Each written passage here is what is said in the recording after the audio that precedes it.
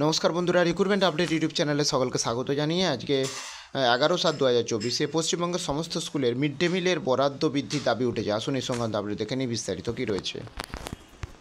Mid day মিলের বরাদ্দ বৃদ্ধির দাবি। জিনিসপত্রের অস্বাভাবিক মূল্যবৃদ্ধির মধ্যে স্কুলে স্কুলে মিড ডে মিল চালু রাখতে জেরবার হয়ে যাচ্ছেন শিক্ষক শিক্ষিকারা। এই অবস্থায় বুধবার মুখ্যমন্ত্রীর কাছে বিশেষ অর্থ বরাদ্দের দাবি জানিয়েছেন একটি শিক্ষক সমিতি এবং রান্নার গ্যাস, ডাল, ডিম, দুধ আর আলু, আনাজ সরবরাহের দাবিও জানিয়েছেন এই সমিতি।